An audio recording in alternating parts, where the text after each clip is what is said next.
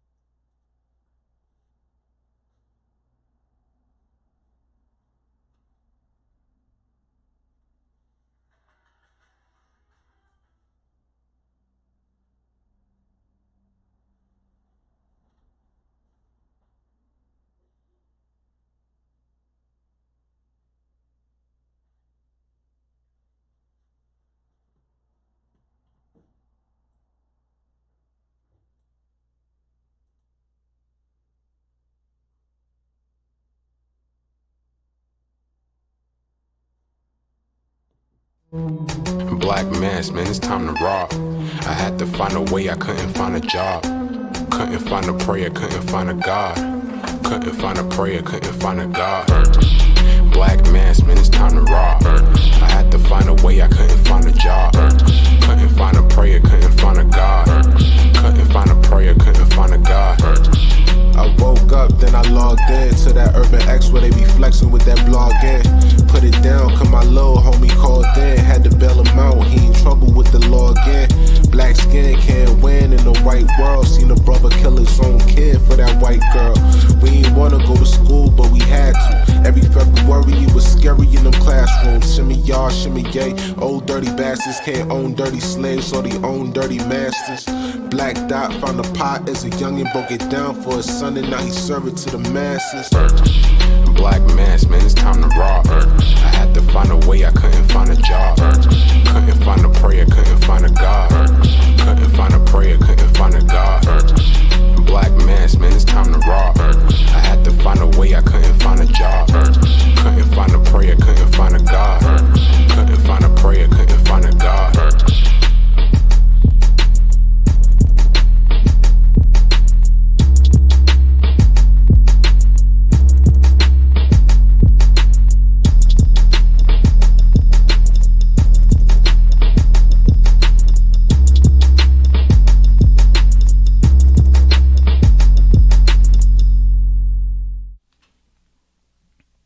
Yo, Peace. peace.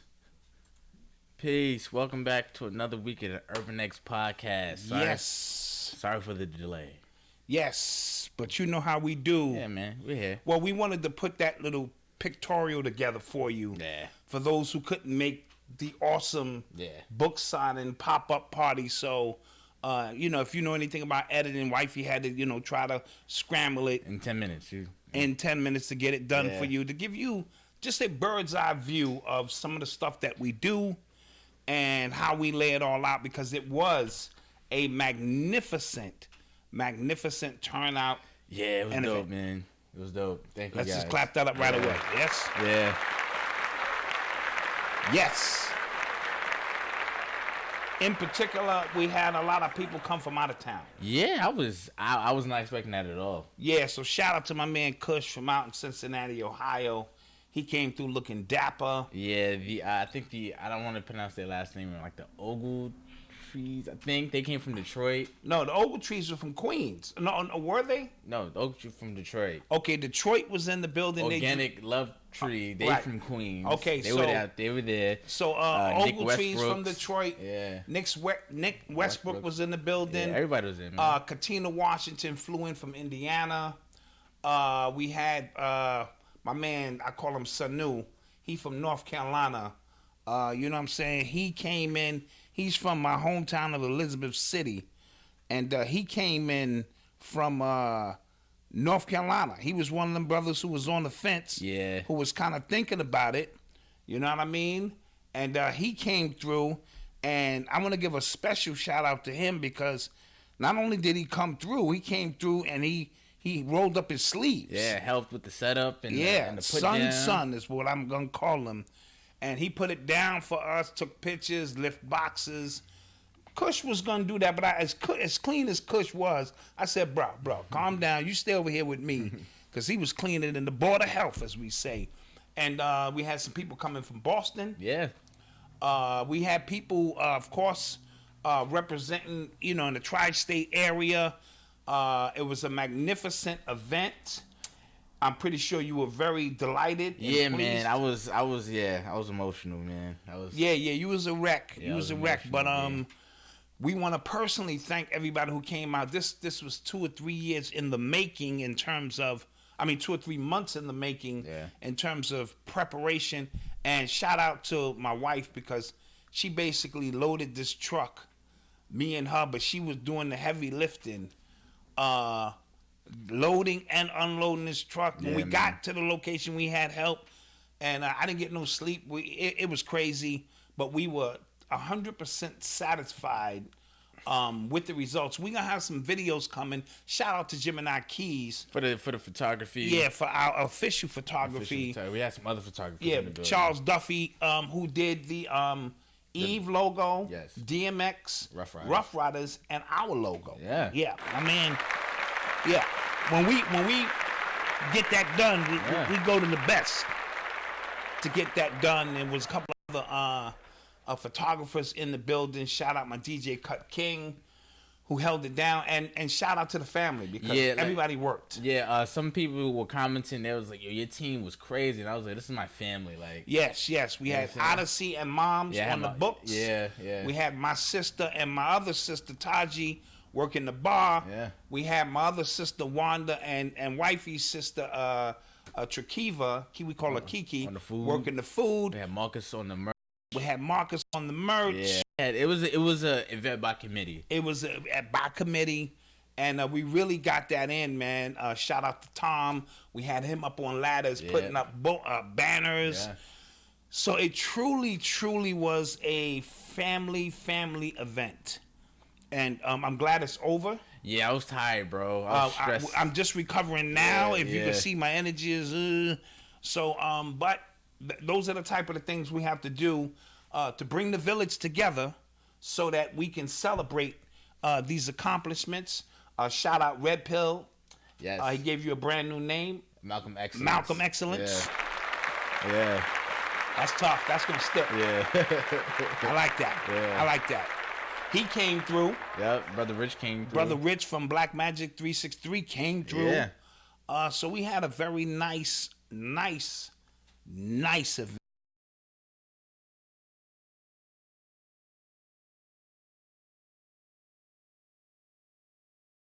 It's out. The book is out. It's You available. saying? People were sending me videos on Instagram of them getting their books. Absolutely. Sending me messages on Facebook of them getting their books. Absolutely. And I'm excited. Yes. I'm excited for you guys to read it. Yes. And then when you guys do read it, don't forget to leave a review on Amazon. Yes, go to Amazon and talk about it. And the highlight of the night is we had the guest of the book. We had a VIP section just for them. Yep. We had a big banner with their names on the banner. So about 6 or 7 of them got to make it. Yep. And we handed them special gift boxes. Yeah, we did. Trophies. Yeah, these are some of the trophies we handed out to them because the book was really about them. So we wanted to honor them. So I thought that was really, really top notch. And we also had Black Cool perform the theme song. The podcast theme music. Yes. So they came through and represented. So it was monumental in that sense. So we want to thank everybody for coming out. We really, really appreciate that. If you go to the website now, you can get Malcolm's book at a 25% discount now. Yes. Yes. So instead of but you got to get it from his site. Yes. It'll be 15. If you go to Amazon, it's 20. 20. That's fine. But if you come here and you get a signed copy. Yes, I'll sign it. So Malcolm will sign the copy, and you get a 25% discount if you buy directly from our website or urbanxbook.com. Yes. You go there and you could get that. We also have some other things available, some nice some of the threads we're wearing. Yeah, man, new designs. We got some hats now. Right, new designs. We got some hats. We got some bags. We got some bags. We got some mugs. Mugs. We got shea butter too, yo. Oh, this shea butter. That was a steal. This was made in the Himalayan mountains by Tibetan monks. Exactly. Yeah. And they only produce 50 bottles a month. They come down to the very end of the mountain, and they sold them to us. You know, you always got to tell a story behind. You can't just sell people shea butter. That's funny. So yeah, Tibetan monks sold us this, and we are now making it available for you on our site. Yes, so that's going to be a good thing.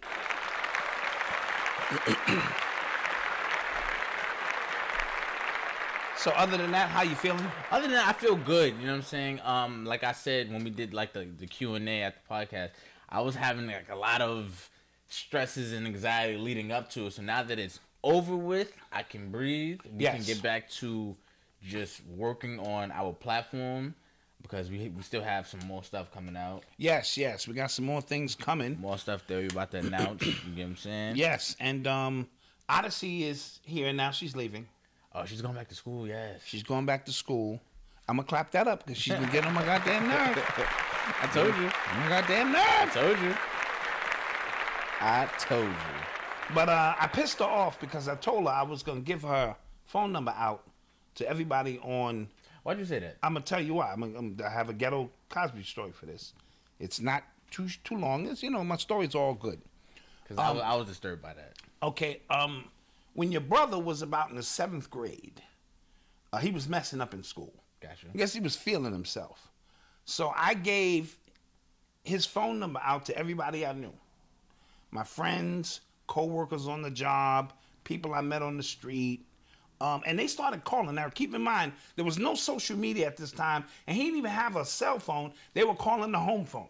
See, mother was like, Marcus, the phone is for you. And these people was like, yo, man, I heard you was messing up in school, man. You got to do better. And he got so frustrated that it scared him straight. Now, imagine, now I have 43,000 international friends, right? Okay. And if Odyssey get out of pocket because she was talking that talk for a minute, first year blues, I don't really know what I want to do. And I will give out her phone number to 43,000 people. And that will be crazy, okay? Yeah. You'll be like, yo, this is Sandy from L.A. I heard you doing bad in school, girl. Yo, I'm from Chicago, son. Yo, Odyssey, man, I'm hearing you doing bad. People in London, hello, Odyssey, you're doing bad in school. You need to do better. Okay, here's the thing. I get it, but there's a lot of weirdos out there. People in Ireland, top of the morning to you, Odyssey. There's a lot you're of doing weirdos. bad in school. There's a lot of weirdos out there. People in Africa, Ungawa, Mbele, All right, see, yeah, let's come on. I'll give it to Arnold Schwarzenegger. I get down, Odyssey, get down. You better get down in school and do your work. I will, listen, don't test me. Come on. Don't test me. Come on. That means fly straight. Because I have a village of friends from all over the world who will call her and get in her ass. There's too many weirdos out there for that. I don't give a shit. They can't come through the phone. No. Weirdos cannot come through the phone. No, because if they listen to the podcast, they know where she goes to school. Who gives a shit? Yeah, see. Who gives a shit? Then fly right, and I won't do this. Yeah. I will not do this if you fly right. So with that being said, let's get into this. Let's get this thing popping. Let's get into this. You are tuned into the sounds of Urban X. So I finally got to watch the Aaron Hernandez doc. Whoa, what a doc it was. Yeah, okay. I wasn't, there was some shocking things about it, but because I was watching it in real time, like when it was going on, I wasn't too shocked. I think most of the shock came from me when it was actually going on. I was like, whoa. Yes. Big up, Big Elvis. Appreciate you. Thank you for the donation. But I was just like, yeah. So when I was watching it, it was kind of just like rehashing, but I was more so interested in the narrative that they were trying to create surrounding his actions and surrounding the entire story in general. Yeah, shout out Jason Forrester, who's one of our writers. Yes. He just did a piece. We're going to upload that tonight. Probably tonight, where he goes into detail about some of the things that he found in inconsistencies. It disturbed me. First of all, Eli was too young when it happened. to really digest all of the intricacies of it. Okay. All right, because this happened, 10 years ago? No. About 7 years ago. No. At least like 3-4 years ago. A little longer than that. No, it did not. Yeah, a little longer than that. No, it did not. He died 3 years ago. All right, So he was killing people before that. But my point is, but we didn't know he was killing people. my point is, Eli didn't understand all the intricacies until he saw this documentary, is what I'm saying. By him seeing this documentary, it laid out in chronological order and all the things that went wrong. He was disturbed by it because he is a Patriots fan.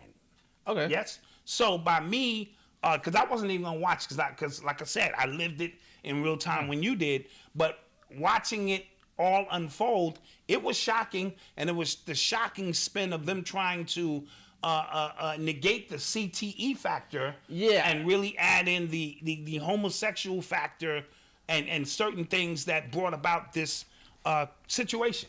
Yeah, I don't.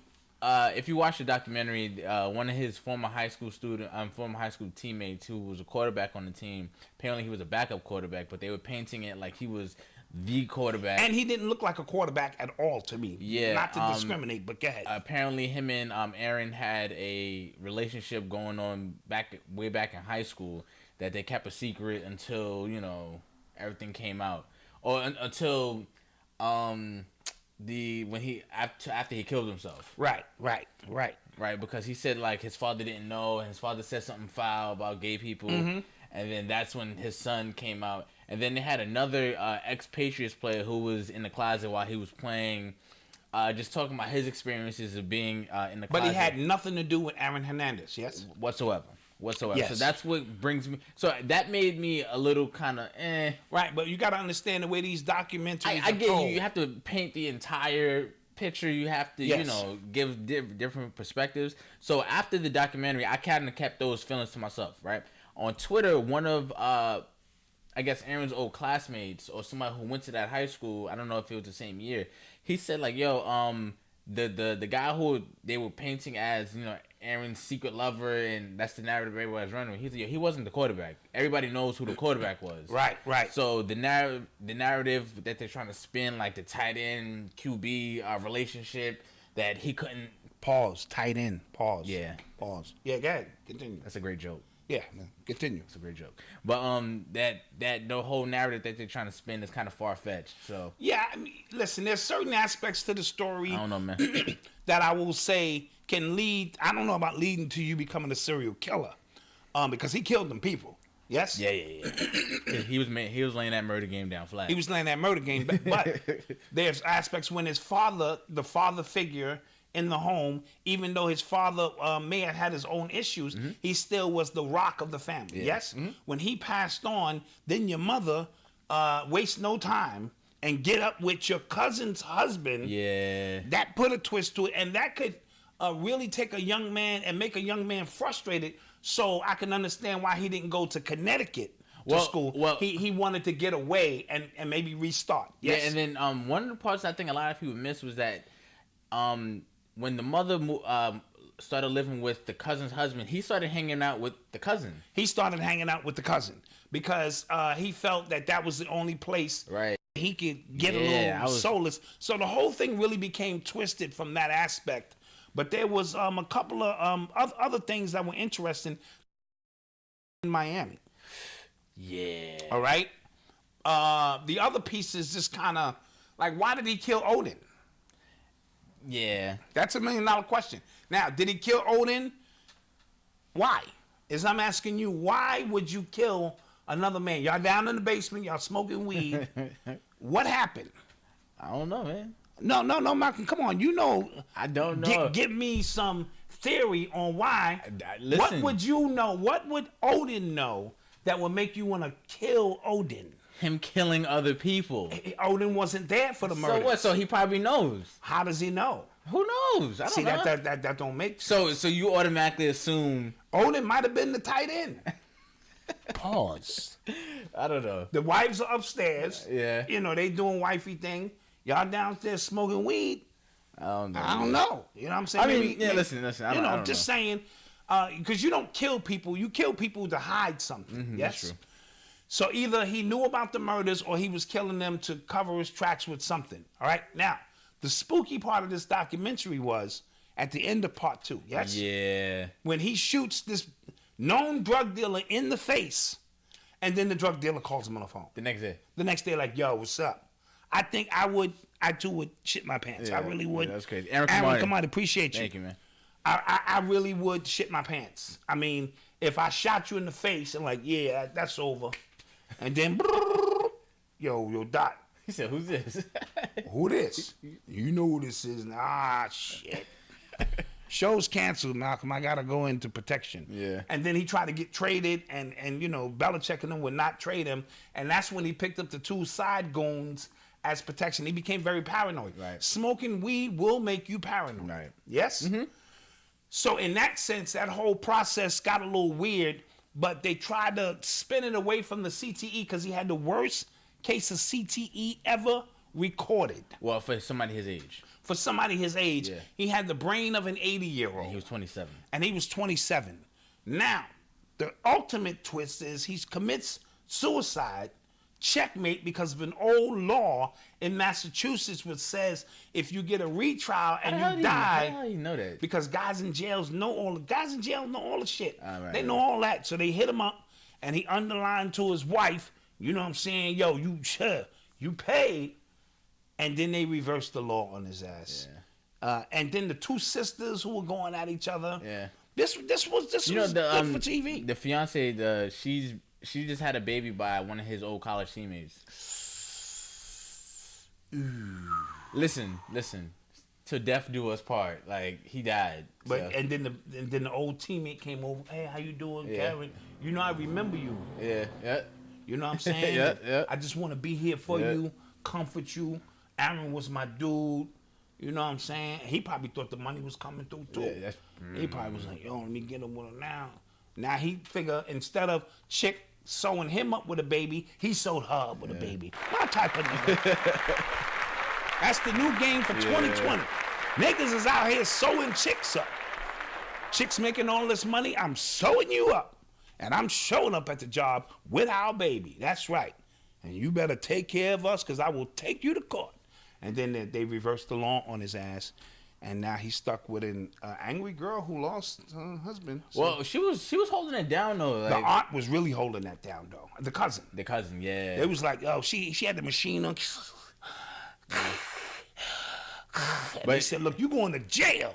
They asked her, like, they were showing like video footage from his house, and him clearly had the burn in his hand. She's like, I don't know what that is. Oh, the wife. Yeah. I don't know what that That is. looked like a blob. Yeah. But the aunt was like,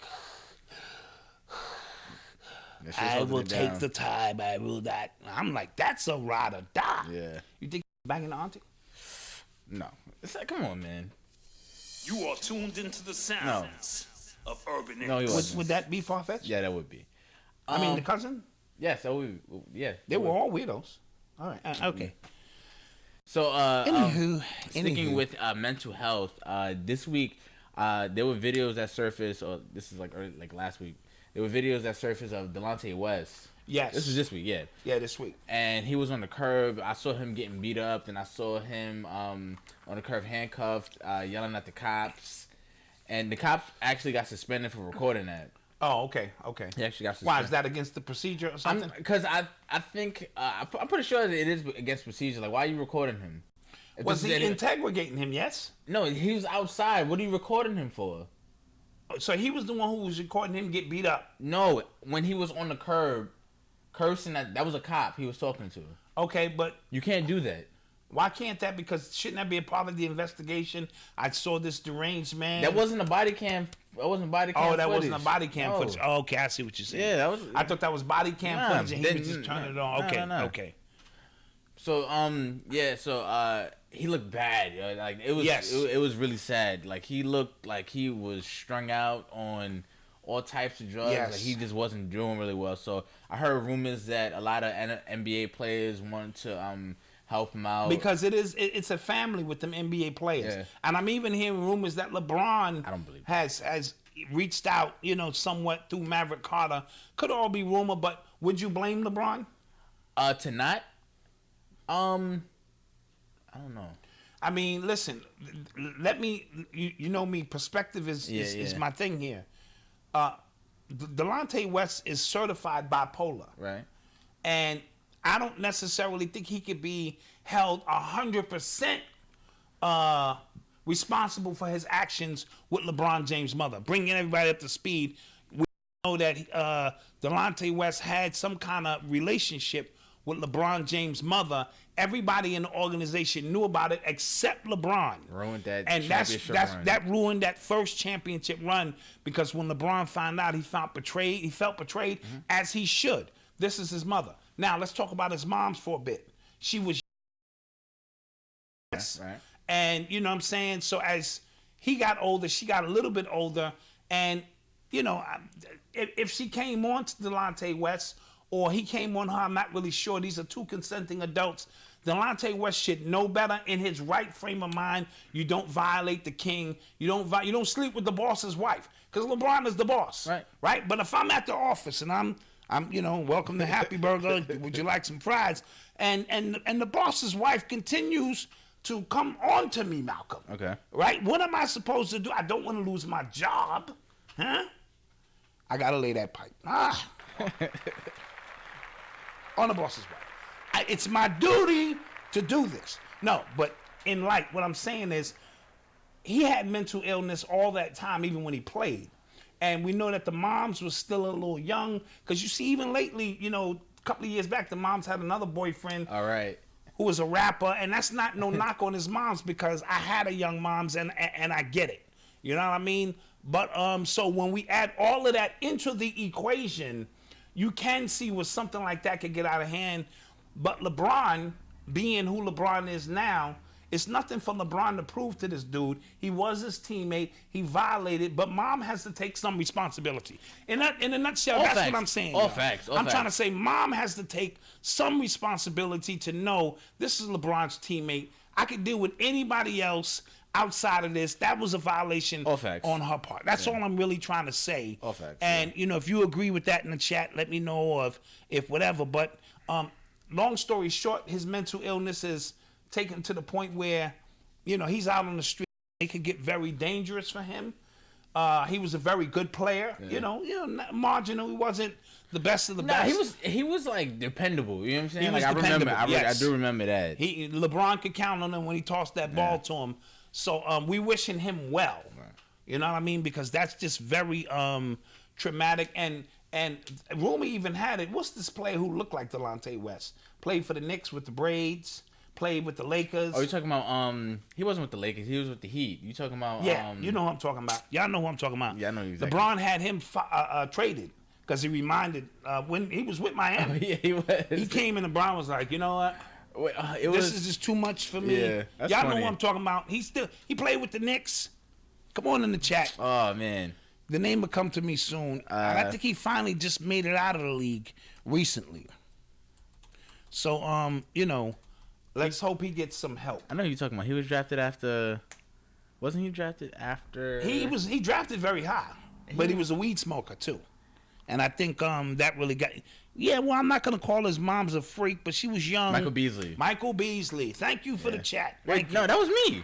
No, I see it in the chat. Oh, damn. Oh. Yeah, my man D Maley got you, and Tashawn Briggs, they got you. Yeah, they beat you to that. And he was with the Lakers. Yes. Oh, he was. Oh, okay. He did play with the Lakers. That's funny. So yeah, Mike Beasley, a weed smoker, and he came to the Heat, and LeBron had him shipped. That's jokes. Right the fuck out. Like, you know what? I just can't deal with this shit, and this is getting crazy. That's funny. Yeah. You are tuned into the sound. Oh. What you do? All right, there we go. What you do? All right, so last week we didn't talk about this, but this is like very important. So, okay. Jay-Z and rapper Yo Gotti, they are suing the Mississippi Department of Corrections on behalf of 29 prisoners who say like the prison conditions are horrible. I saw pictures. I don't know if they were pictures from the actual prison, but if they were, I was disgusted. I was like disturbed by that. And they're also saying there's a number of suspicious deaths. Yeah, there were 5 inmates dead in the past 2 weeks. Right, in that prison. Yes. So Mike, Jay-Z, Jay-Z and Yo Gotti, yeah. are taking the initiative to add some activism. And Mississippi is a tough place, man. That's There we go. If I don't touch stuff. Yeah. So Mississippi is still Mississippi. Yeah. All right, let's not get it twisted. And if you live in that area, you know what I'm talking about. Certain things, they don't care what's changing around the country. For them and for you, a prisoner is the lowest of the low, but even prisoners should have rights. And the conditions in which they're serving their time before they come back into society should be in at least decent conditions. And when you're hearing some of the things that I'm hearing... Dude, the pictures I saw... Yeah, very tragic. Yo, I was just like you don't, You know what I mean? You know, blood everywhere. Yeah, you like don't. They don't got sheets or nothing. Right, They just the sleeping on food the is floor. terrible, and these are inhumane conditions. Yeah. And so I'm hoping that this is not a farce by Jay-Z and Yo Gotti. I'm hoping they're really gonna put their money and activism. And I don't know, neither one of them are from Mississippi. No, so I thought this was like we were having a discussion. I thought because he's from like Memphis, I believe. Oh, Yo Gotti. Yeah. Okay. Memphis, one of those places, not Mississippi though. Right. I think David Banner's from Mississippi. Yes. Yes. Yeah. Okay, David Banner. Shout out to David Banner. I believe he's from Mississippi. He would probably have more clout on the ground in terms of how to move things around. Muddy Waters, peace. Peace. Appreciate the support. So, but let's give it a shot before we start criticizing or saying this is a publicity stunt. Because lately Jay-Z has been about activism. So even a move like this about publicity, if it is about publicity, it could still help in the long run. No, absolutely. Whenever, because Jay-Z said it himself, which was bizarre. His name is charity. So, but in a sense like this, I get it. Yeah. Him putting his name out in front of a situation like this could bring attention to this situation. And, if the end result is the prisoners are now going to be in position to, receive better treatment, I'm all for it. But you still have to serve your time and stuff like that. And Yo Gotti, who I've never associated with this type of activism, that could be a good thing because now maybe a few more artists are less afraid to step out and not worry about their money and put their name with, because I'm from the era of activism. I had Public Enemy, KRS-One, X-Clan, Brand Nubians, Poor Righteous Teachers, Rakim, Big Daddy Kane. These were artists, and that's just to name a few. You know what I mean? These were artists, my man Cam from the West Coast.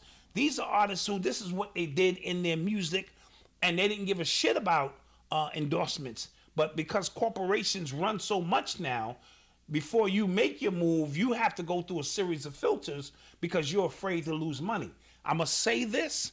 This is 2020. When an artist emerges, a new artist who is not moved by money or fame and is really moved about the power of the word and the spirit of the people, this will all come down because it only takes 10% to neutralize, as brother Dr. Phil Valentine was saying on the KTL show last night. Shout out to Which KTL. was dope. Red Pill and Blue Pill. They gave a really dope interview. Yeah, I really appreciate the love show to me and my family and what it is we do. And of course, when you reactivate in something, you bring Phil Valentine in. He's the one who, in 2002, when they wanted to start this new movement with young people, Blue Pill hooked up with Christ hooked up with me, and we began the movement to bring this metaphysical, these concepts to a newer audience. You know what I mean? And now, so that's that was still the VHS era. That was the end of the VHS era, going into the DVD era, now the YouTube era. So Phil have survived so many different eras, and now, even when they started the Blog Talk Radio, they said the second person they brought on was Phil Valentine. So we always bring in the good elder to christen, if that's the wrong word, what it is that we do to activate, things on a brand new level. We got to bring him back on him, man. Oh, we will. Absolutely. We will definitely bring Phil in. So when them artists emerge where it's not about the money, it's over. When they're not fascinated by the allure of Hollywood, it is over. Yes? Yeah. Commercial break in here? No. No. Let's keep rolling. Let's just keep this thing going. Let's keep this thing going. Let's keep it. Oh, so somebody wanted early in the stream. Somebody wanted to talk about Tyler Perry again. Okay, so let's ad lib. Let's throw that in there. Yeah. I just wanted to speak on this because his movie, Fall from Grace. Fall from Grace was on Netflix, and it was a mixed, reception. Yes. A lot of people liked it. Some people was just like, this again. But I came to realize, which I should have realized this before, that we criticized him for not having writers, for always having like the same kind of narrative in his movies. But it is his pen and his views and narrative that have allowed him to be able to have his own studio and things like that. Oh no, his pen wrote all of this. Right. He literally wrote this into reality. Right. So we're not going to negate that.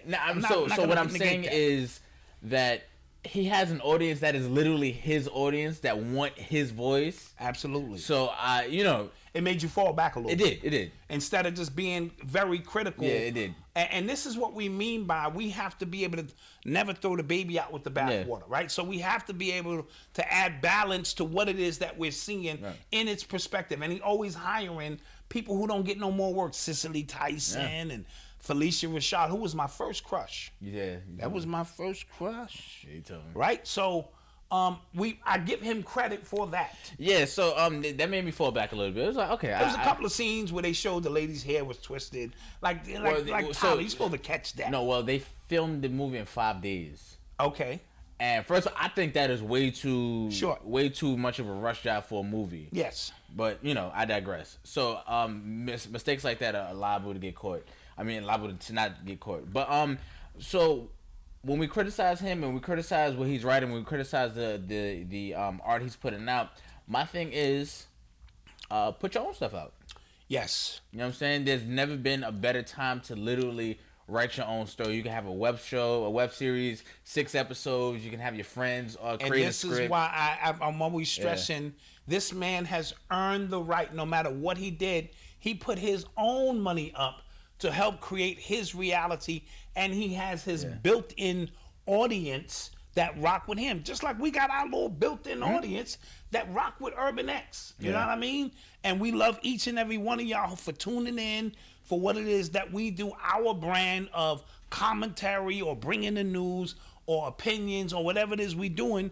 We appreciate it and never want to take any of that for granted. He has his audience, and they faithful to him.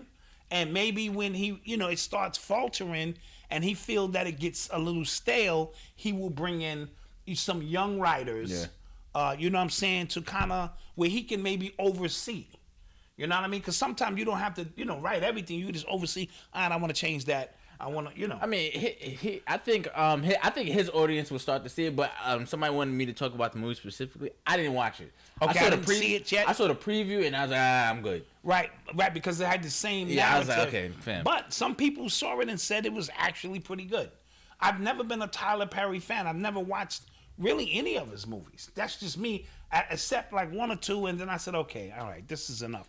But that's my personal opinion the movie, on what I'm looking for in a movie in this day and time. It was a movie where Bow Wow was in it. Then he found out his mother was actually his grandmother. I was done after that. I was like, no, come on, son. No more. Yes, I'm putting my foot down. Yes. So, again, it is his platform. Yeah. And so he can do as he pleases. And now with the advent of the internet and all these other social media platforms, you can start small. And because remember, he started small and he put in thousands of hours to earn the right to write what he wants to write. So I'm not going to sit here and just be on the couch criticizing. We really got to get past that. Yeah. Because the only way you really can criticize something is do something better. That's a fact. That's a fact. Can I drop a bomb to that? Yeah. Can't. It took away the luster when you asked if you could drop the bomb. You were supposed to just drop it. Okay, all right, I'm a little slow. I still didn't get my froggies. That's all I want to say. My foggies. Oh. I went out and looked at my Jeep, and they still don't have the foggies. I know you and wifey and the kids are probably getting you money together. Because whatever they are, they must be because I wouldn't be rapping about them. But if I don't get the foggies on the Jeep, I'm going to have to show up and show out in this piece. Yeah. Yes? So we'll take a quick commercial break and we'll be right back. Let's get a commercial break in here now, yes? Facts. Yes. I don't know what this commercial break is going to be, but here we go. Yes. There is Stephon Marbury. Stephon Marbury, everybody. For three. Yes. He's awesome, baby. He has never lived up to expectations.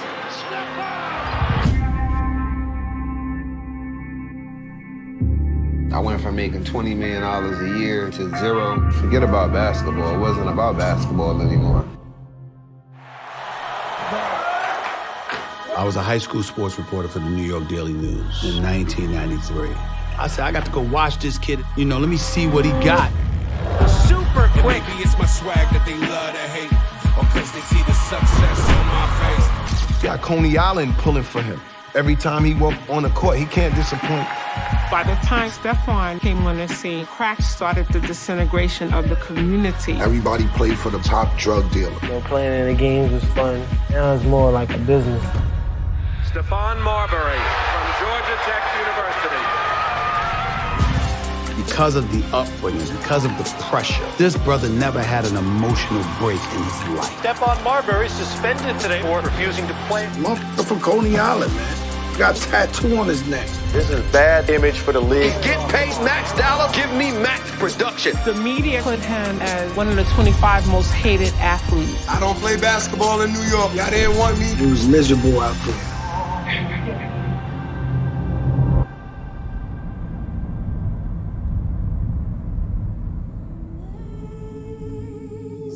Nobody in America knew I was here. Steph had everything he could have wanted except happiness. My goal was to change the world. You gotta start where you from.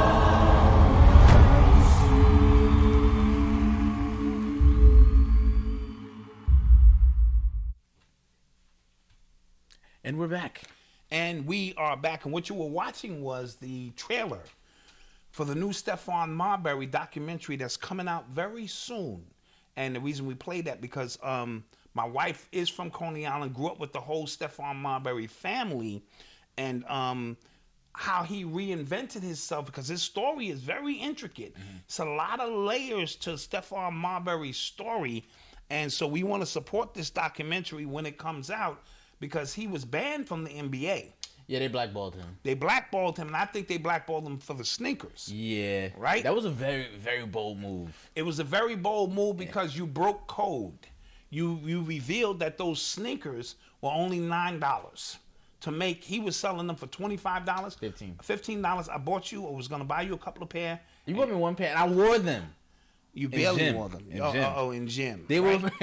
No, but the reason this was very significant is because he did this when he was at his prime. Okay. You know what I'm saying? And at his prime, you know how many parents are under pressure to buy these sneakers for kids? Yeah, I remember going. I forgot where it was with my mother, and I wasn't even like buying sneakers, but I was watching people walk out with like 8 pairs of those. Absolutely. I was like, damn. Okay. So putting your name to something when you are at your apex, and Coney Island is an island all by itself. Brooklyn is a planet.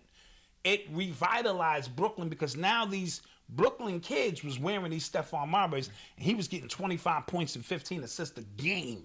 You know, really putting in that work. And I think he broke the code. Oh, he definitely because broke the code. You know, so by him doing that, I remember he had the scientists cut the shoe in half. Yes, to prove that what was in. Was just like, so I don't. If he didn't take it that far, I believe he may have still been in the NBA. And just my theory, they killed his dad in the stands. That's just me, because his dad was at the game and they tapped that nigga and said, "Yo, your dad," or whatever. So he caught a heart attack in the stands, and I think it was all a part of this. Nike war, because Nike are gangsters. These sneaker corporations, people say Mike's dad. You know what I'm saying? Some people say it was the gambling debt, and some people say Mike was starting to complain about these sneakers. I really don't know. So then he, he has a mental breakdown. Yeah. He starts putting Vaseline all over his face or something. He was crying on World Star or something. Yeah, oh, that was weird. That's It got really weird. But again, look at we're talking about the loss of your father. When the father is in your life and in the head of the household, the loss of the father has something. You know what I mean? Right. So he lost his pops, and then he spiraled out of control. Him and Isaiah got into something else, and you know what I mean. And then he goes to China. Nobody knows he goes to China. Takes over. And takes China over. And now they have not one, but 2 statues of the God out there. So I'm interested to see if they talk about the sneakers and all of that stuff in the documentary. So shout out to the Marbury family. And we're looking forward to that one. Yes. And wasn't it, and didn't his cousin kind of lose it as well? Sebastian Telfair. Yeah, he did. Sebastian Telfair. Again, he came out very undersized, but was a prominent point guard. Made it all the way to the NBA. We went to see his last high school game. We sure did. We went to see his last high school game. Jay-Z was in the building. Yeah. Stephen A. Smith was in the building. And, and then he signed a contract, which I thought was a great contract, maybe 13 to 20 million for the Portland Trailblazers. Yeah. That should be enough money. Did he leave straight out of high school? I think he did. I think he came straight out of high school, or he played maybe 1 year of college. I know, because I think I'm getting him and Lance Stevenson confused. Right, Lance Stevenson played 1 year. 1 year. So I think he went straight out of high school. Right, straight out of high school. Yeah. And again, the most I believe he made was about 20 million, which should be enough. But when you don't understand finances, and that's going to bring me back to DJ the Money Coach in a minute. Definitely. Right? When you don't, which is not a crime. We all grew up in poverty, or most of us, and you think you know what you're going to do when you get your hands on $20 or $30 million, and you really don't. And you think it's more money than it is, because when you think about taxes, your agents, and your family coming out of the woodworks, you're trying to take care of so many people, you can dwindle $15 million if not managed properly. Yeah. So I'm going to segue into DJ the Money Coach, because we're going to be doing something soon, yes? Yeah, we're going to do another webinar. We have, it's tax season coming up, but it's going to have... ASAP Ray, thank you so much. The date we've set is February 19th. February 19th is the date. We're going to set up a 2020 launch of DJ the Money Coach, taking it to the next level and helping us get prepared for in case I hit that Bolita, in case you hit that number, we could make this money last and make it work. So Sebastian Telfair, side note, we saw him in court recently. Yeah, we talked about this. Yeah, I believe we did. And he was wilding because he got caught with some guns, and I'm like, dude, a full arsenal. And a lot of times you can leave Coney Island, but Coney Island don't leave you. So it's important that we understand these things, and we hope him and his family is well, and he gets back on his feet, maybe gets a coaching job, can impart his wisdom onto the next generation. But DJ the Money Coach will be in the building. Yeah, we'll have more information about that coming very soon. Very soon. We keep putting this out there for you. You want to change your financial situation, and your credit might be bad. You got to start somewhere and get active in changing your financial situation, so that you can get these foggies on the Jeep. Yes? Yes. Jesus. You are tuned into the sounds of Urban X. So I'm sure everybody has been up on the news about the Australian bushfires. Australian bushfires. A lot of animals died. Perished. Yes. There. Yes. However, an ancient aquatic system, according to CNN Travel, an ancient aquatic system older than the pyramids has been revealed by the bushfires in Australia. Wow. Yes. Wow. So extensive water channels built by the indigenous Australians thousands of years ago, they was used to trap and harvest food, were revealed after the wildfires burned away the thick vegetation in Australia. So, metaphysically speaking, the fire is cleansing. Yes. And revealing. Yes. You know what I'm saying? What has been hidden. Because this 2020 vision we speak about, you're going to start hearing a lot of these things all around the country. this predates the pyramids, yes? An aquatic advanced system. It just goes to show you we are older than you think we are. And the pyramids, there are pyramids in Memphis right now that are older than the pyramids in Egypt. And people are going, what the hell are you talking about? Y'all got to do your research.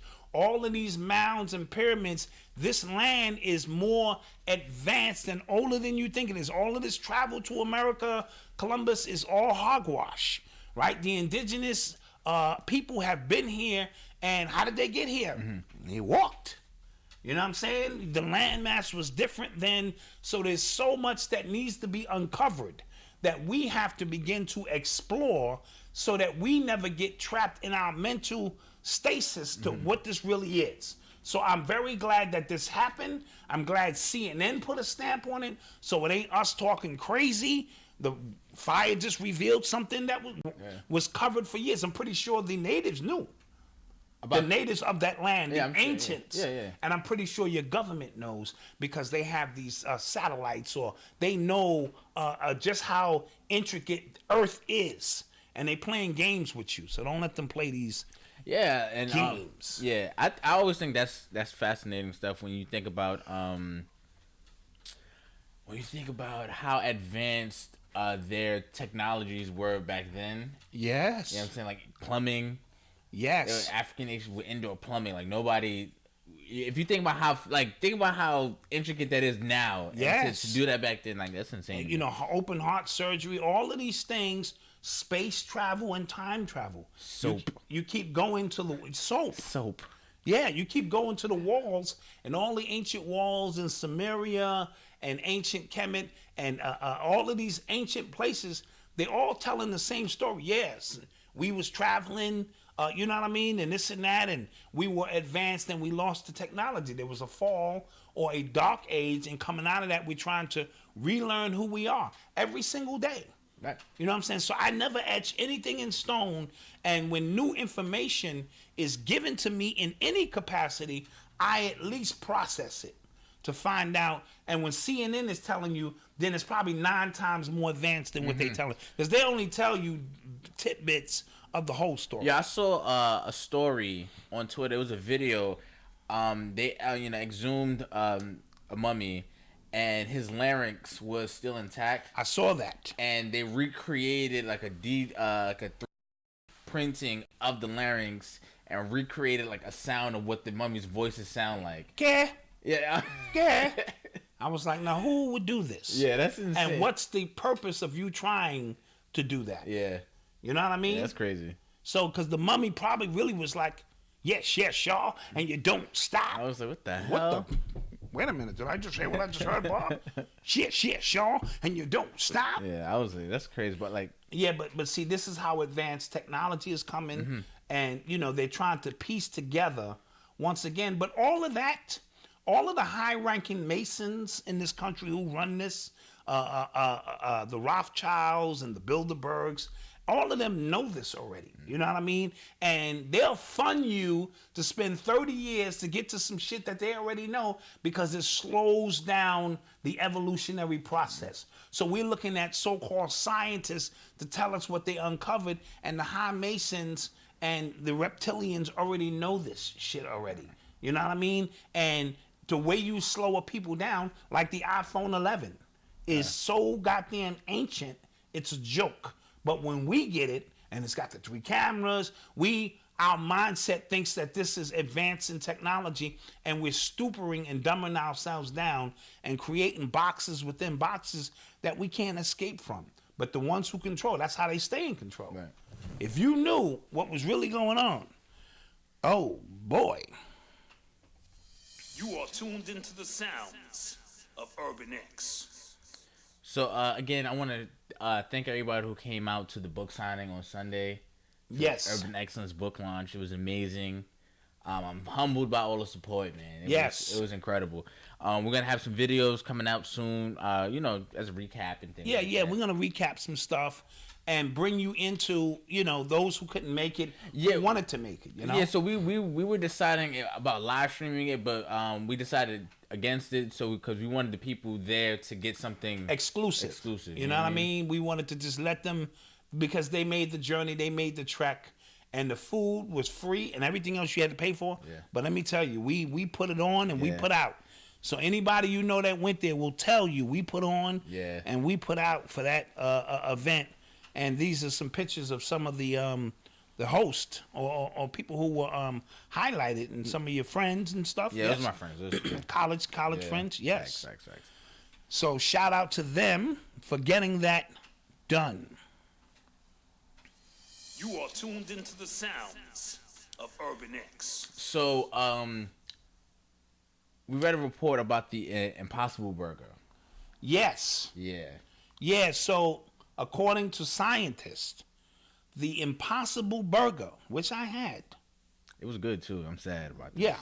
Has 18 million times more estrogen than the goddamn Whopper. I'm going to say that again. 18 million times more estrogen. Like, how do you even fathom creating some shit that's got that much estrogen unless there's some kind of agenda behind that? Yes. Estrogen gives you titties. Yes. Makes you emotional. Apparently. Yes. I'm trying to think when I had that Whopper. Did I cry that day? Because I was having the moments and I was just crying like the wind was blowing. I was like, goddamn, the wind is amazing and shit.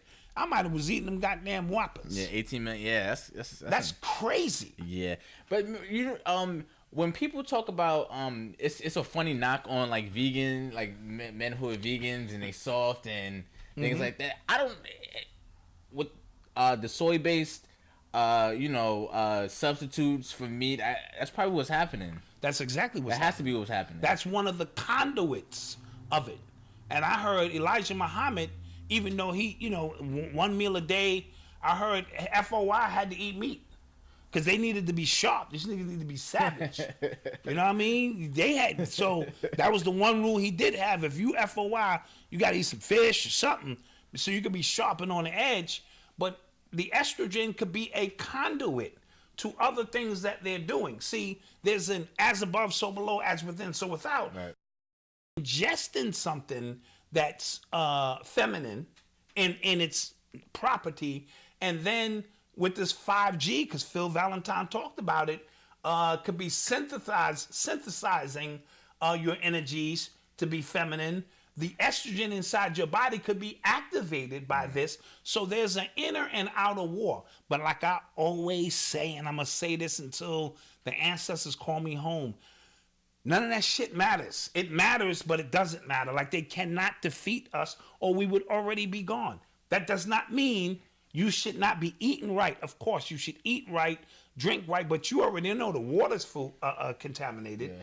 The food is contaminated. The air is contaminated. The music is contaminated. Sound is contaminated. Your thought is contaminated. Right. Sex is contaminated. Shall I continue? Right. All of these things are in a contaminated state in this day and time. That's depressing. And here we are. Thriving, giving book signings. People are starting new businesses, companies. Here we are. So we cannot be defeated. They can never defeat the gods, as Wu-Tang Clan said. But we will lose some in the war, and it will revolve around your mental vibration and some of the things you ingest inside of your body. So, like we spoke about vaccines, I was not promoting vaccines.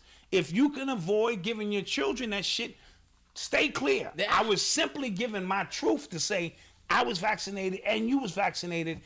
And here we are. So they're making it, to the vaccination point, they're making it like damn near impossible to not vaccinate your kids. Yes, and again, good. If you missed that, listen, go watch KTL's joint because Phil was on fire. He was vintage Phil Valentine last night, and he spoke about it takes 35 or so vaccinations to penetrate the black man's DNA. So this is why when I grew up, we got 2 or 3 shots. You know what I mean? Mm-hmm. Most you get a polio shot or some other shit. 35 shots now because the DNA and the melanin in your body is a living thing. Yes? Mm-hmm. So the melanin is extremely complicated. So every time they come out with 40,000 new articles on melanin, they got to throw that shit out the next year because the melanin continues to evolve. And that's why we are gods and goddesses on this planet.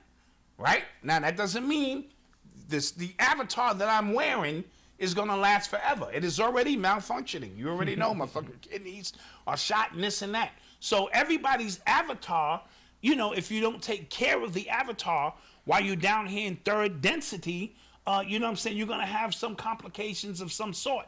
But until my mission is complete and Jesus called me home, I'm gonna be down here working my ass off. And you need to be working your ass off, doing what it is that you have to do. Oh, that's all. Because and here's the most ironic thing: if you drink the purest water and eat the purest food, eventually you still gonna die. Eventually, right? That's why we all here.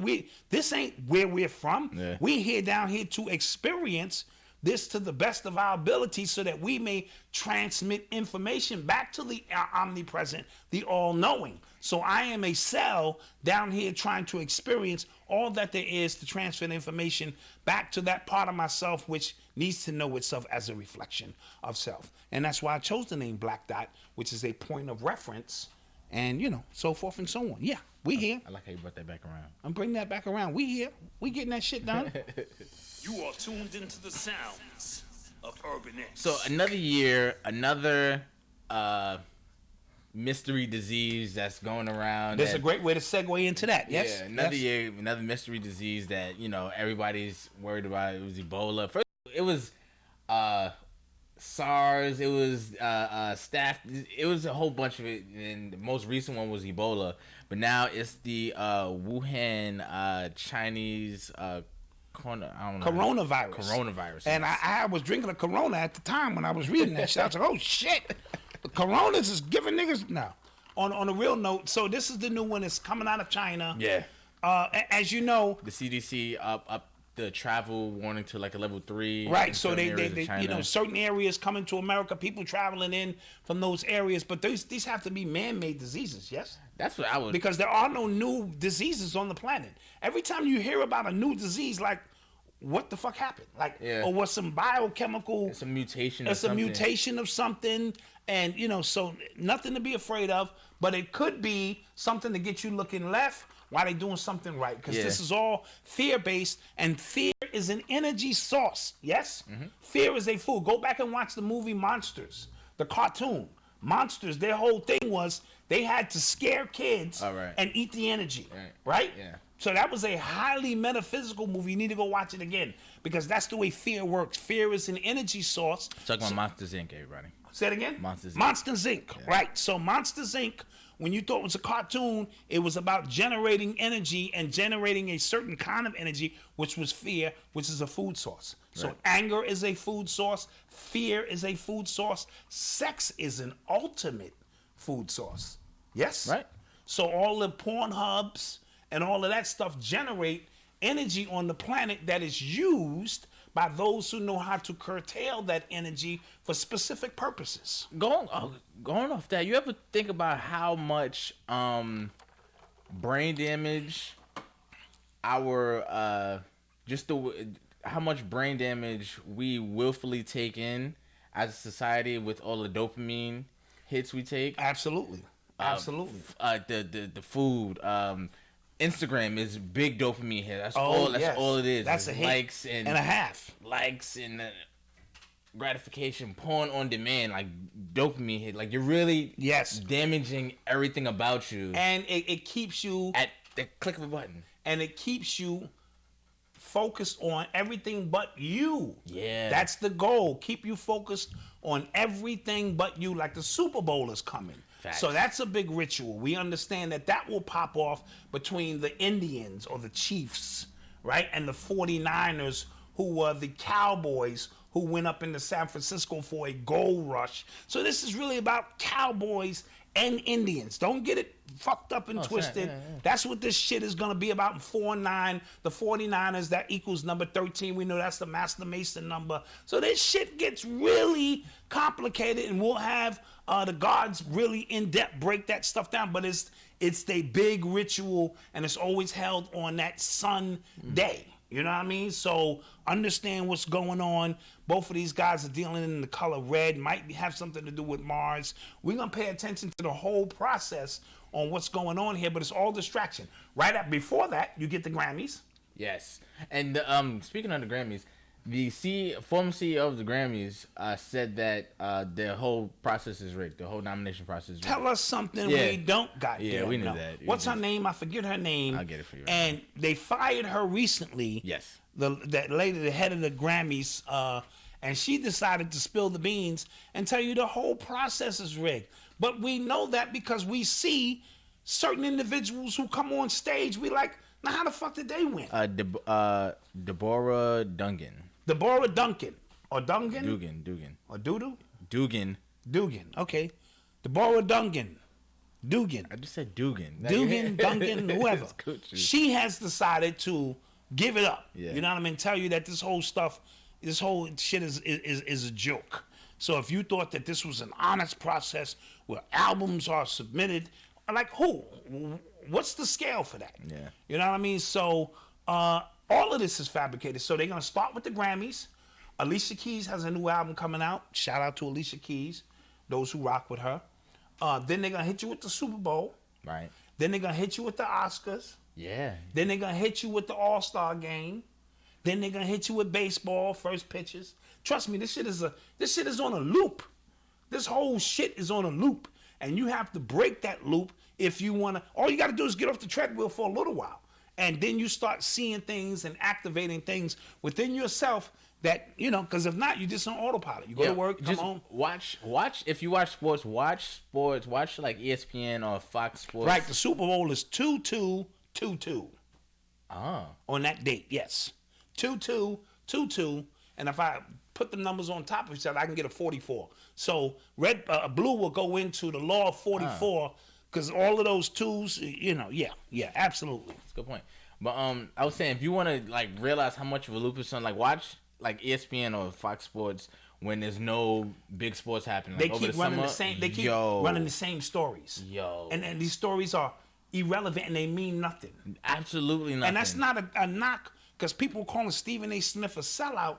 I'm like, yeah, but at the same time, I get paid. I mean, he getting paid for barbershop talk, $8 million a year. To me, he's pimping the system. We talking in the barbershop about this shit getting heated for free, and he has finagled that. But at the end of the day, it means nothing, right? Yeah. None of this shit mean nothing. All facts. But I want to get into those who come off the ball court because Jaylen Brown. Yeah. Right? I just saw. Shout out to Jaylen Brown from the Boston Celtics. Reading, doing research, and extensive studying to fact check the information that you present.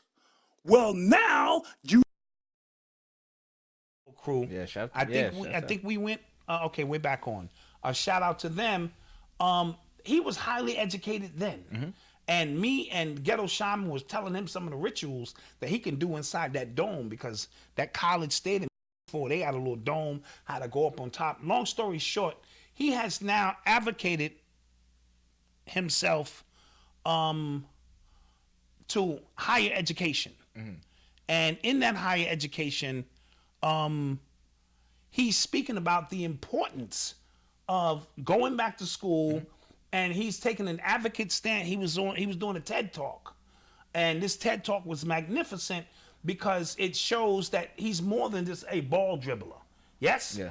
He showed up at his interviews with a suit on when everybody else showed up to these ball games with sweats. And he said, no, this is a job interview. You already know what I could do on the court. And that's when they labeled him too highly educated to play basketball. Yeah, he didn't want to, like, he refuse to work out? Yeah, he refused to work out because this was a job interview. So what he's now doing is advocating for education, and we want to ride with him on that because education is extremely, extremely important. Yes? Yeah. And he's going to be the next LeBron James in terms of he has his nephews and his family all around, his cousins, everybody in prominent positions to get that thing going. And he banged that shit on LeBron last week. As a side note, he banged that shit on LeBron last week. So let's not get funky with that. So that's a dope aspect of some of the things that we talk about. That's funny. And we wanted to shed some light on. So I think now we can get a commercial break. Now we can get a commercial in. And we're going to come back with our Urban Excellence Story of the week. Tired of reading, doing research, and extensive studying to fact check the information that you present? Well, now you don't have to. Become a YouTube scholar.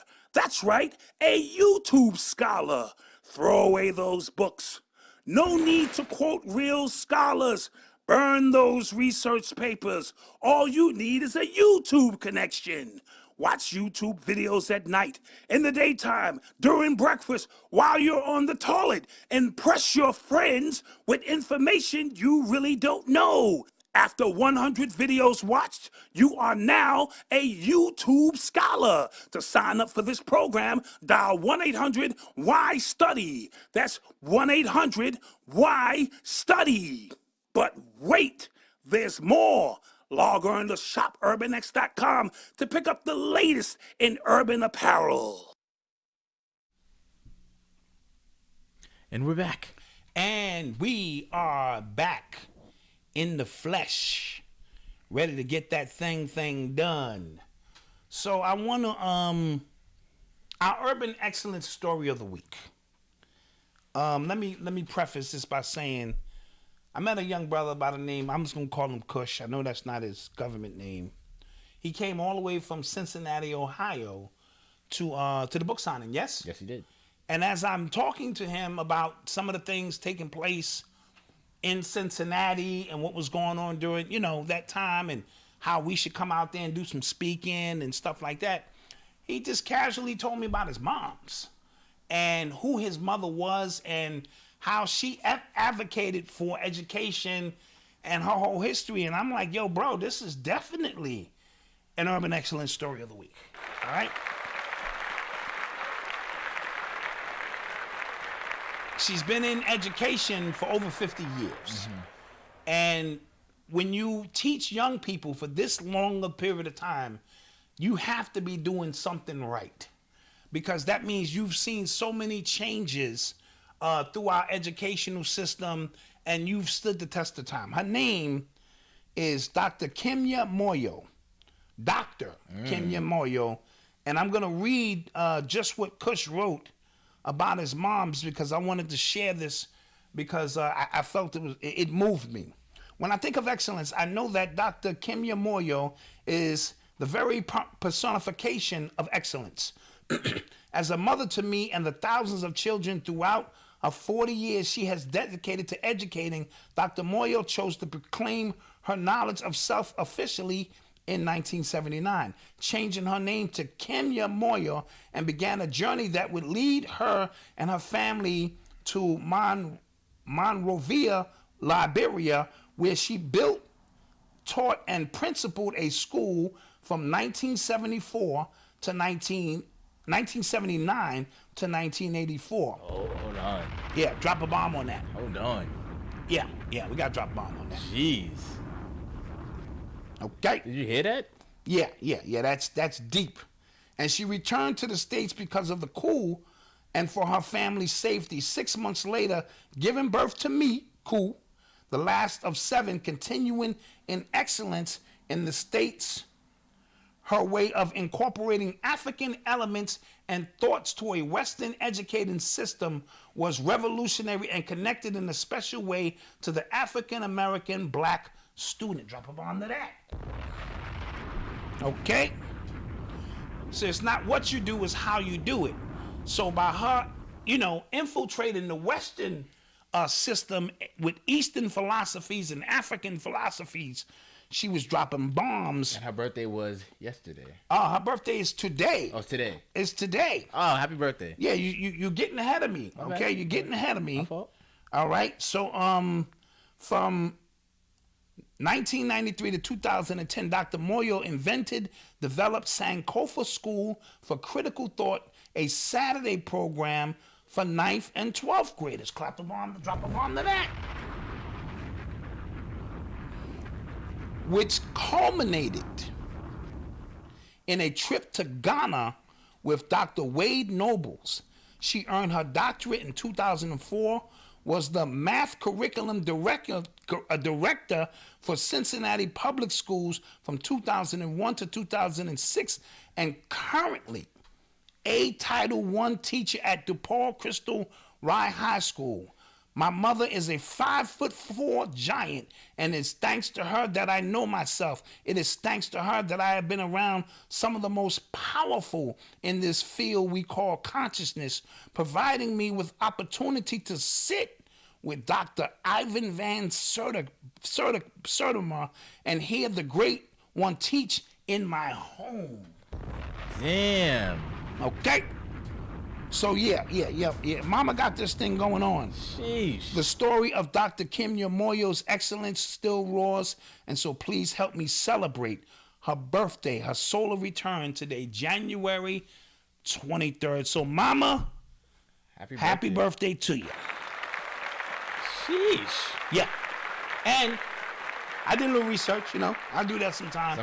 And in 1938, she was a part of a student body at Northwestern University who basically protested for the rights of African Americans during that time and brought justice, and change to this particular university. Wow, she's not new to this. No. You're on the front line since 1938. Yeah. You true to this, so we wanted to say happy birthday to Dr. Moyo. And you have raised a king in my man Kush. And this is our Urban Excellence Story of the Week.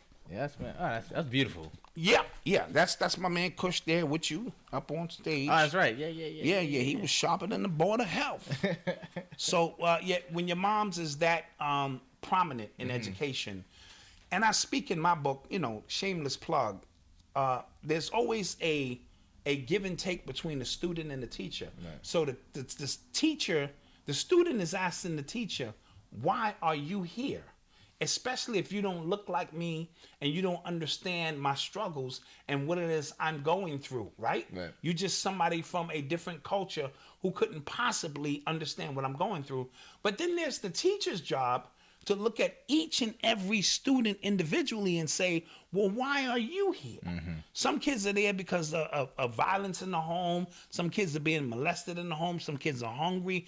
Kids come to school for various reasons, including to learn, but where we come from, this 8 hours a day is very important to us. And we know it's the killing fields and all of that. But when you come from dysfunctional homes, sometimes the only sense of regularity you have is to come to school. And when great teachers recognize this and can bring that out of you, that's what it's all about. Because I had a couple of teachers I just did not want to let down, but they looked like me. My teacher, Mrs. York, was my favorite teacher of all time. My 6th grade teacher, she looked like me. And she would call me to the side and say, Dwayne, pull your pants up. Dwayne, did you wash your face this morning? Dwayne, what's, so it really, I did not want to let her down. So my homework was done. I knew she cared for me. It wasn't about a check. And I had a white teacher named Mrs. Munoz. It was the same thing. You know what I mean? So I'm not going to just paint all teachers with that broad brush. She actually cared for her students. Gotcha. You know what I mean? So shout out Miss Katz, Miss Munoz, and Miss York. I mean, I was a class clown then, and I'm the class clown now. You knew it. Yeah. You saw it. You saw it in me. And here we are. Okay. Yes? Yeah. You are tuned into the sounds of Urban X. So I have a story about a student, but this isn't really, really positive. A black student named Deandre Arnold from Texas.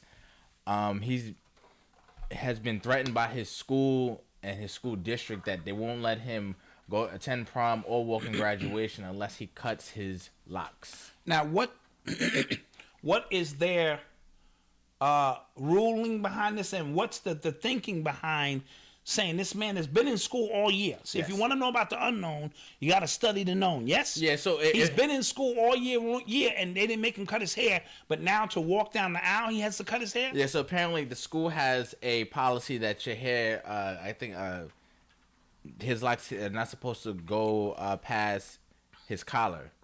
And apparently, like, it's a tradition between the men and his family that they grow their locks to their waist. Okay, so that is a family tradition. Yes. Okay, so he cannot cut his hair without forsaking his family tradition. Right. Okay. So his mom has been, like braiding up his locks. They've been holding his hair up. And then his school, they told him that that's not going to be allowed anymore. Why is that not acceptable? He's graduating. Yeah, at this point, you can tell that they probably just wanted to pick on him. And where's the school at?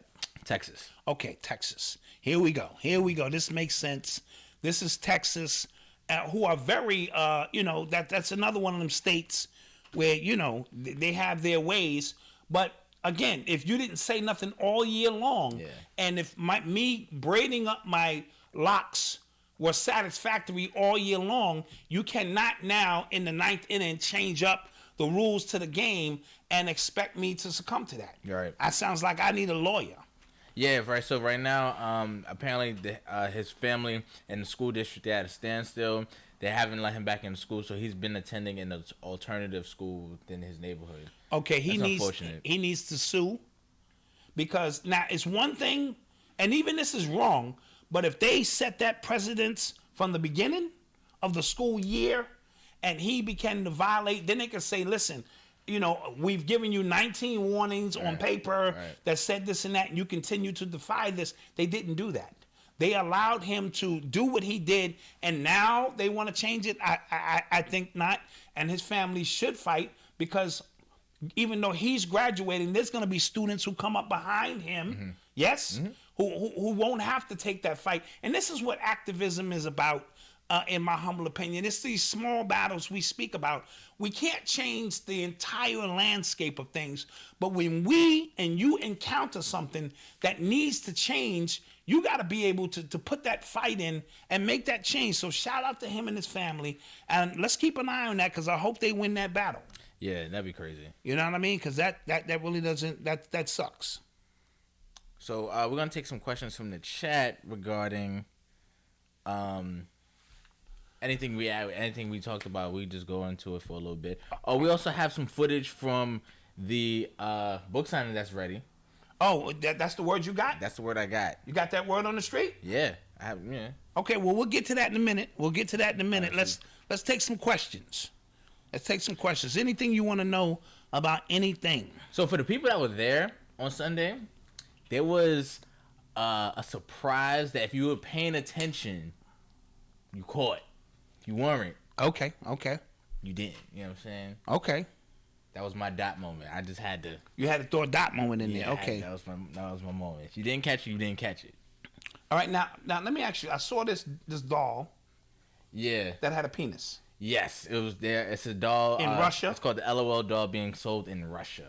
Why are they calling it the LOL doll? No idea what that stands for.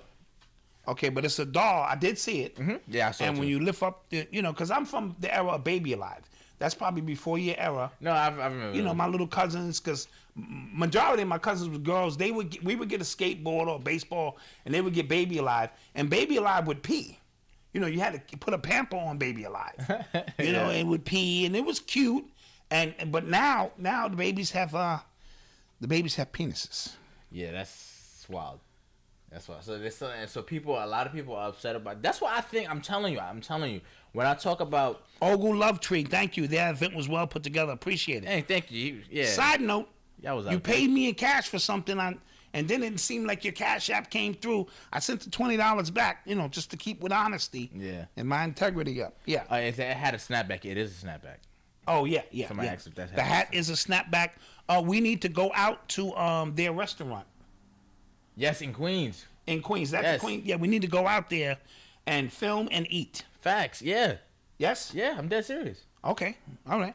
Let's do that. All right. So y'all let us know when, and we'll set something up, and we'll come out and bask in some of those vegan, delights. Yeah, man. So what I was saying, a lot of people are fake outraged about. I really believe that's only online. You get what I'm saying? I think in real life, people are really not taken to that. Got you. You know what I'm saying? Okay. Like a lot of this stuff. Well, now you got to remember the internet is a litmus test of things, a pulse of the people. So we can't negate it because, it's data. it's data analytics now that says these many people are upset and these people are not. So we have to take that with a grain of salt. Facts.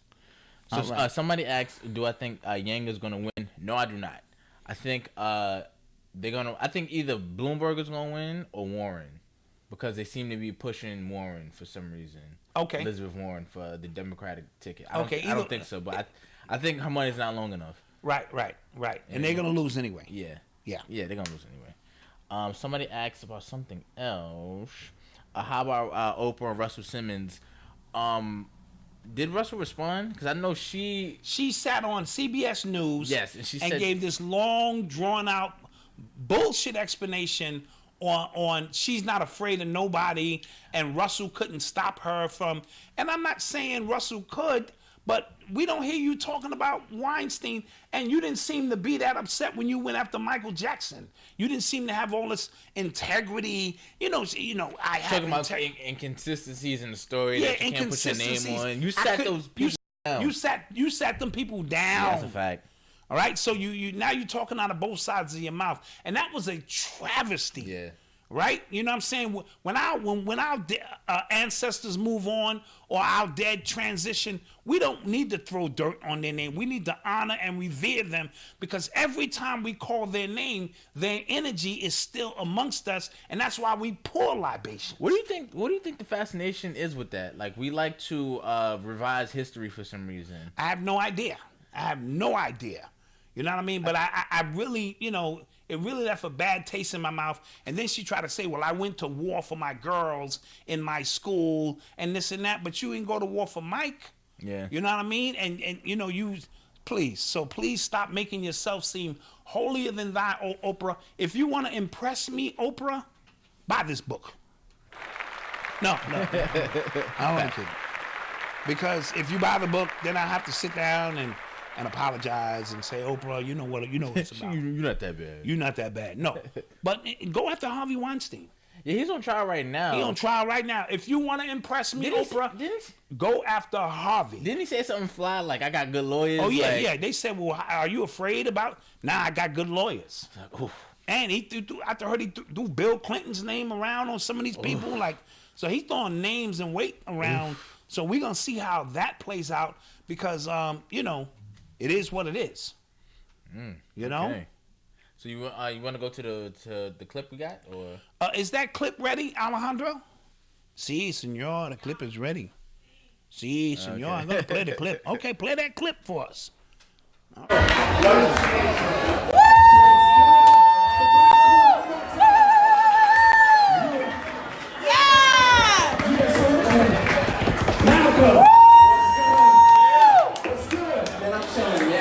Thank everybody for coming. This has been overwhelming all day.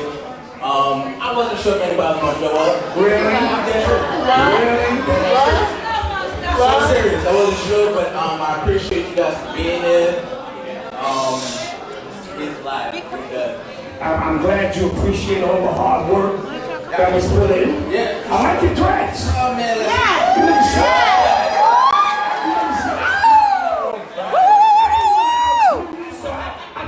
Stuff down. That's what happened?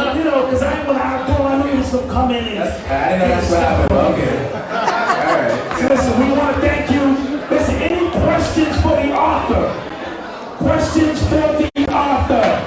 Don't be shy. Questions for the author. Yes. Over here. Hi, I would like to know what inspired you. What inspired Malcolm to write this book?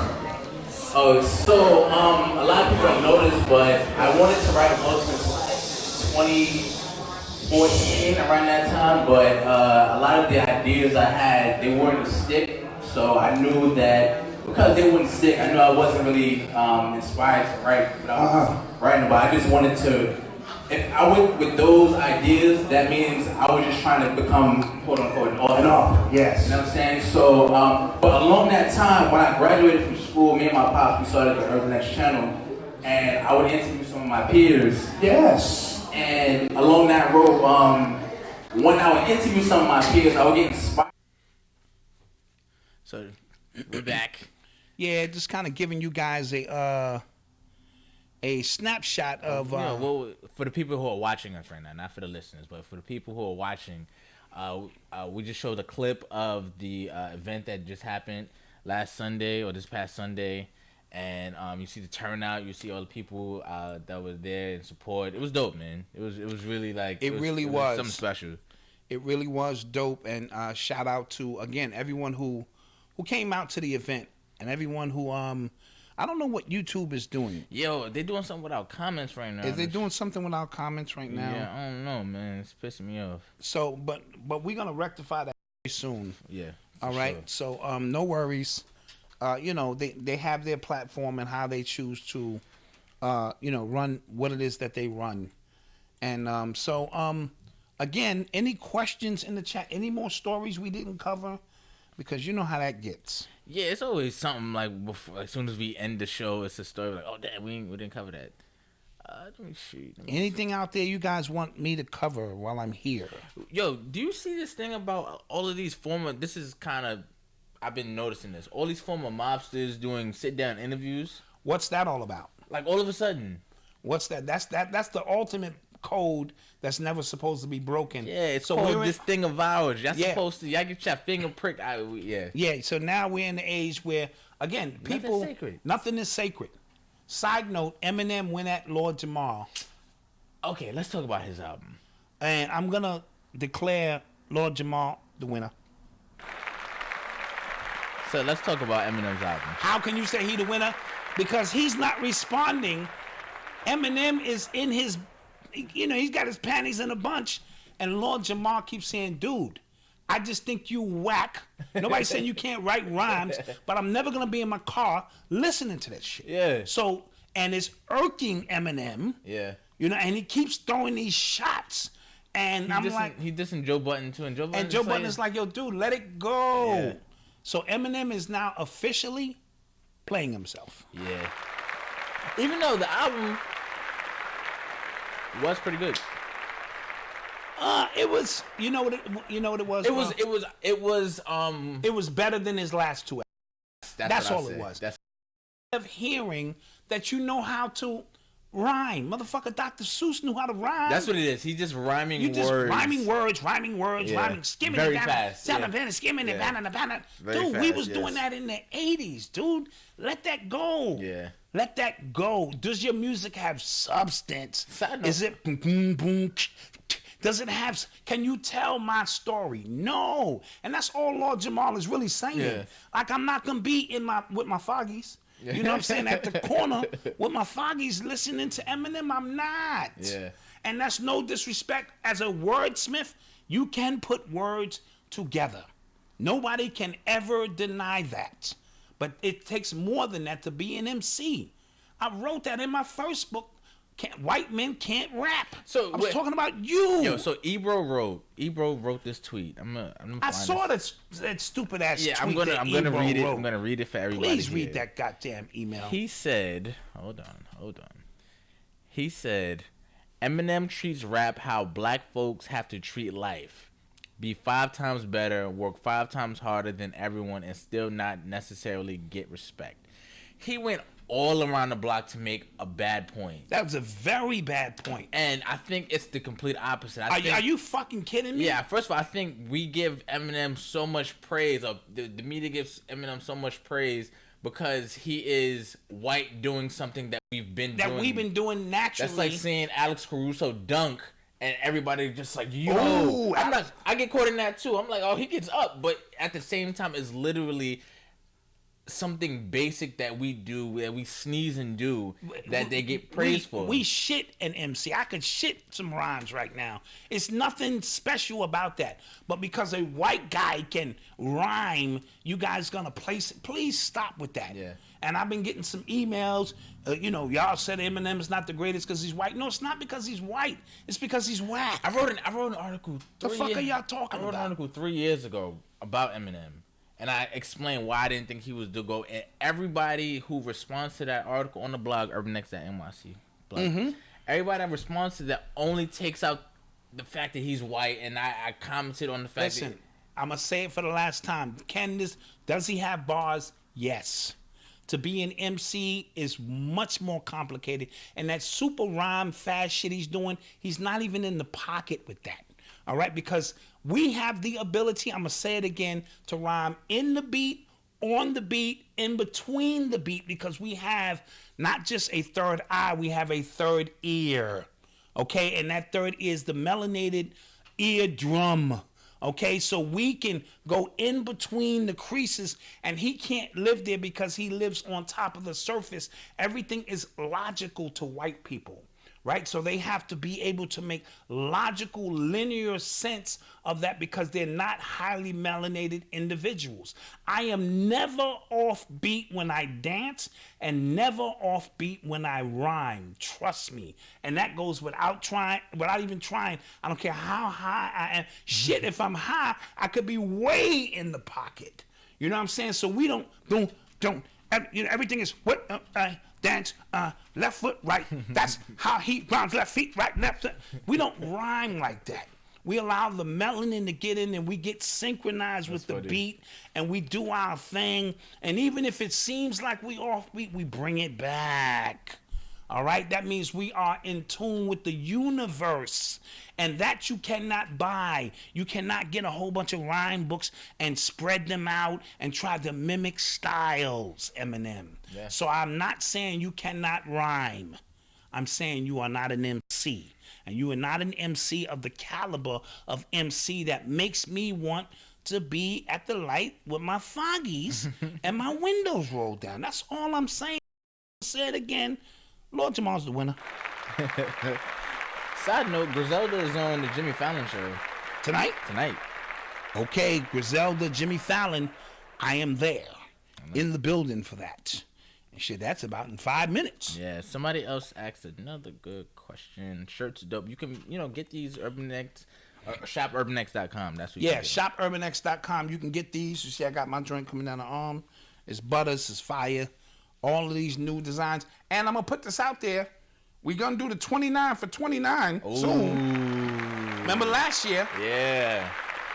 This whole process started with a 28 for 28 sale. On Black History Month. On Black History Month. And we didn't know what we was getting into. We argued. We fought. We accused each other of a whole bunch of stuff. But we made it through. And we didn't understand none of the process. We was learning as we was coming in. And people were taking advantage of that 28 for 28 sale.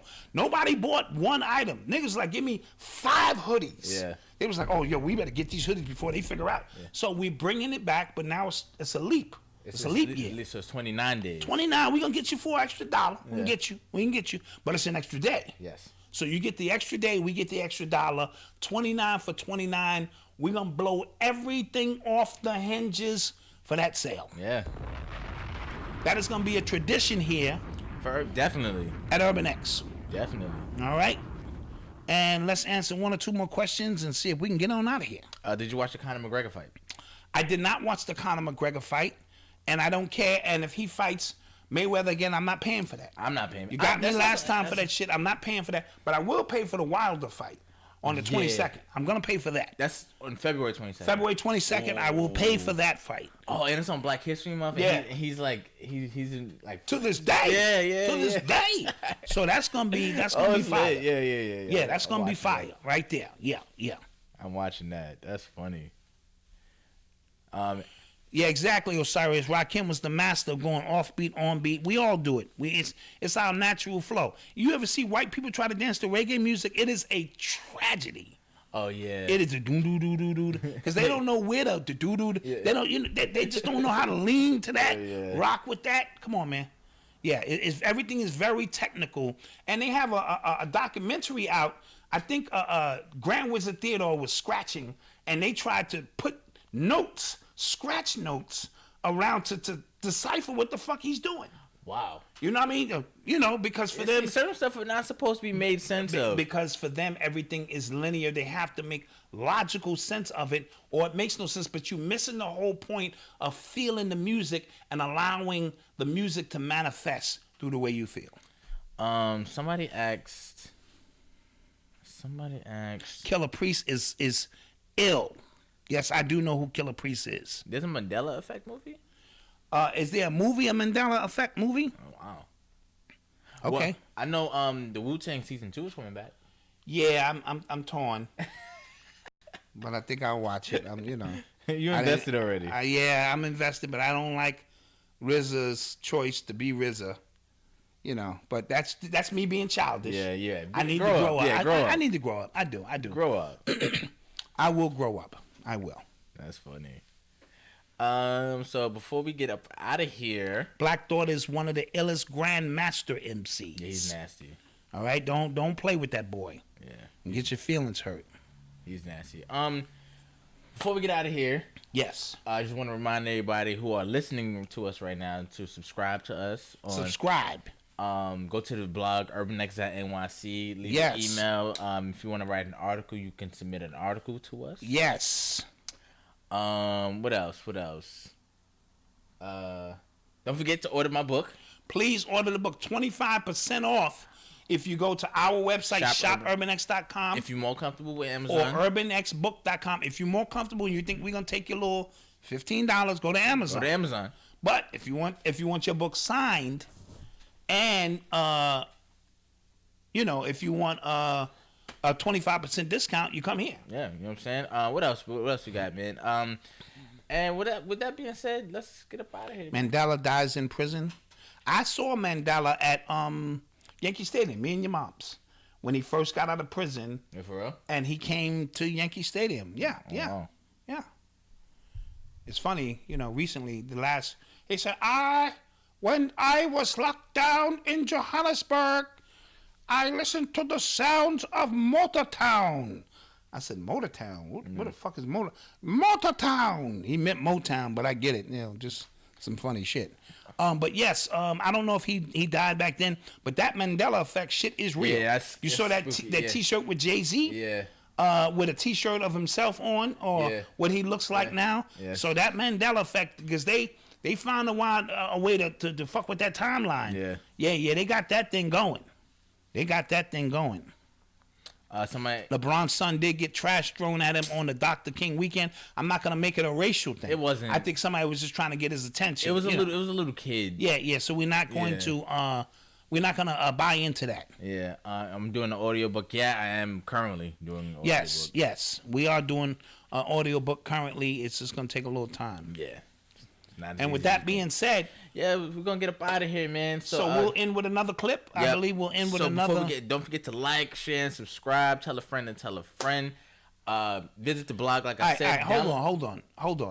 We have 734 people watching, but only 310 likes.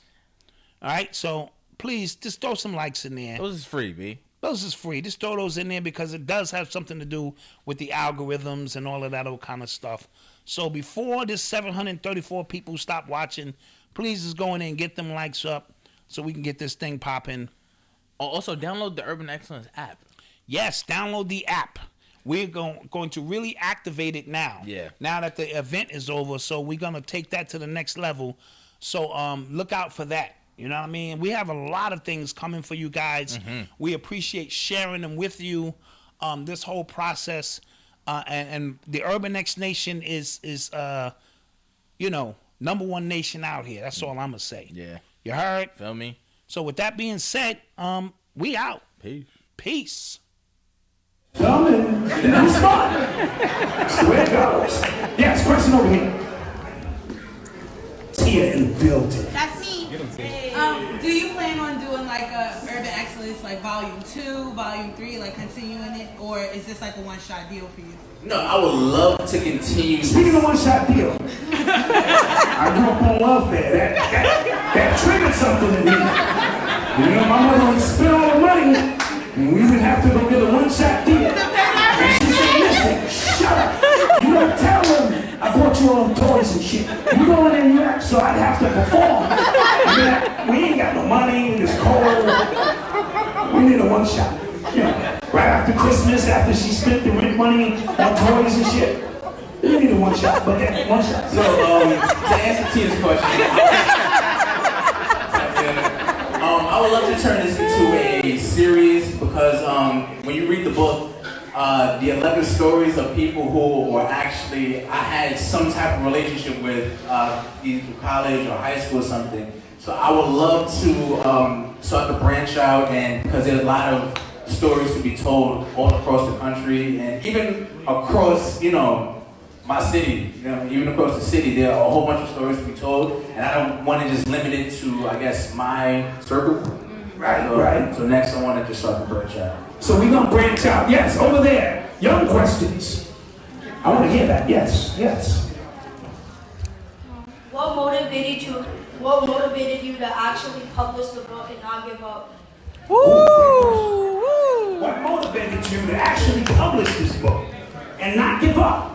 Because you could have gave up at any given time. Yeah, it was not easy. Like I said, I was using little hacks to trick myself into seeing not really thinking about the word count. But what motivated me more, because I've tried to write a book at least 3 or 4 times. I've got a lot of ways through.